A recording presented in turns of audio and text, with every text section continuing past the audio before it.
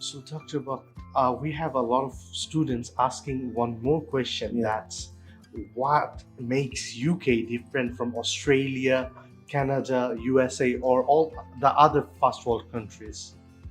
Well, obviously, as you know, all we give the students have so much choice. The Bangladeshi students, okay, they can go to Canada, Australia, New Zealand. Some are going to Europe now, by the way.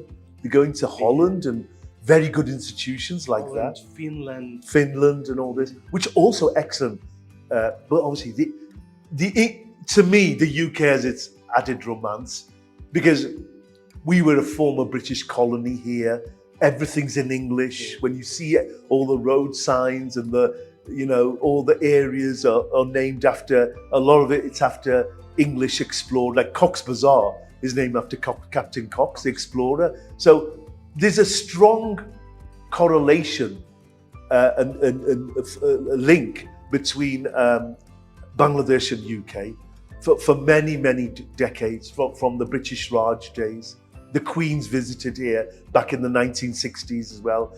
We have the British High Command, and obviously we have we've got British trade missions. We've got DFID, which is the British arm of the investment. So there's a lot of, we've got the British banks here, HSBC, Standard In most Chartered. of the cases, our education system Yeah. is derived from the British Yeah, education it is. system. Dhaka University is also known as Oxford of the East.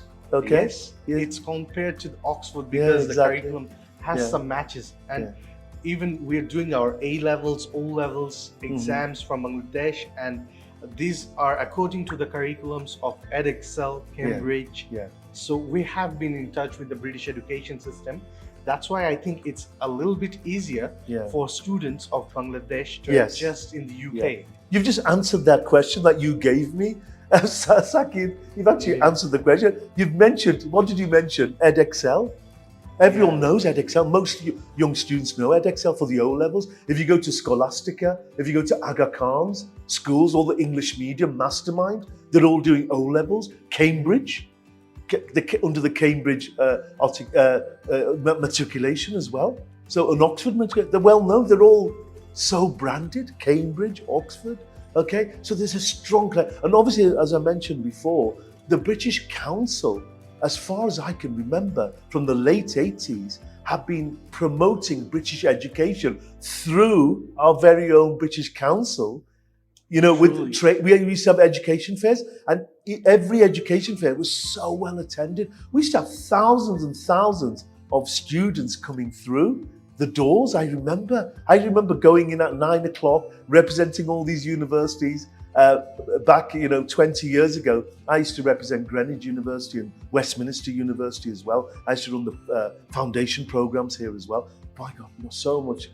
And I sent so many students to those partner universities back in the late 90s, early millennium as well. So to answer your question, Sakib, there's such a strong, so many relationships with the UK and Bangladesh. Do the Bangladeshi students adjust well to the UK education curriculums? Very, very much so. Very, very much.